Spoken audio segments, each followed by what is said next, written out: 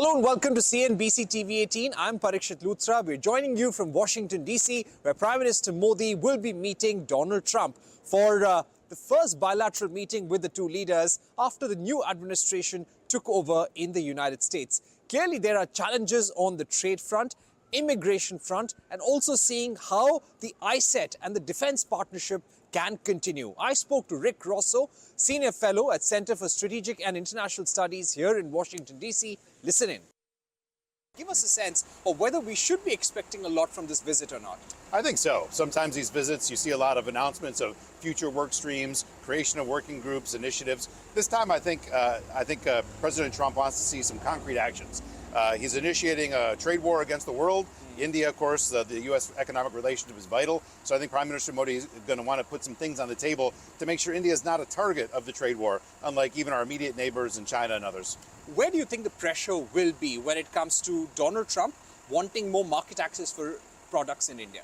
Well, you go back to when Prime Minister Modi first took office a little over 10 years ago in this Make in India program, you saw out of the gates a lot of protections, increased customs duties, local manufacturing rules, even price controls and things like medical devices. And those were very much on the agenda the last time President Trump was in office. And a lot of that hasn't been resolved. You've seen fewer customs duty increases. For instance, this most recent budget, you saw more decreases than increases. But a lot of those aggravations that were there before still kind of remain. And companies that are impacted by that feel they're losing market access, they're certainly going to show up at the White House and petition President Trump to be hard on those issues once again as he was before. Right. Are we expecting a limited trade deal or maybe a roadmap for a limited trade deal?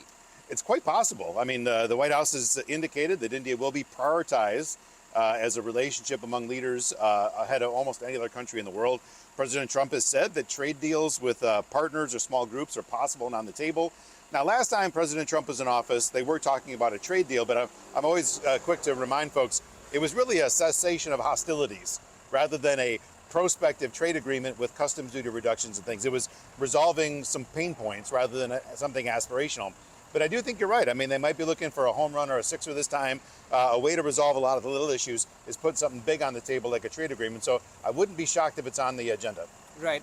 Now, also about issues such as GE 414 engines. We believe that the US is asking for a higher price per engine now. Do you think there could be some issues regarding that, or those deals, also the larger ISET partnership will continue? I think that's going to be a big problem. I think a lot of these areas we're talking about tech transfer to help India manufacture and grow and bloom. That's the kind of thing that I don't think President Trump's going to have as much time and patience for.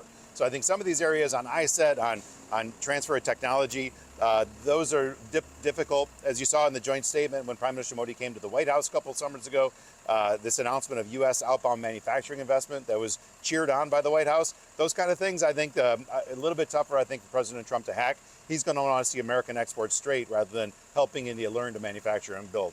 Right. My final question to you would be, as far as the business environment in US goes, what do you think US CEOs would be expecting from the US-India business partnership? Well, at the end of the day, India, during Trump's term in office, India will leap over both Germany and Japan to be the third largest economy in the world.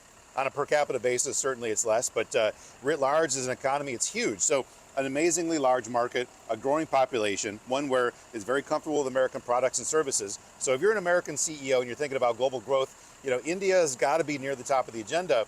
But a lot of what's going to make it work are the reforms India has to do itself. It's nothing that's going to be on the table for a president and prime minister. You've got to see more state governments, improving electricity, water, things like that. So a lot of the nuts and bolts aren't going to be there at the White House. It's things that India has to grapple with itself, just like the United States does with a lot of our own issues. All right. Thanks very much for speaking to us, Rick. Fantastic catching up with you here in Washington.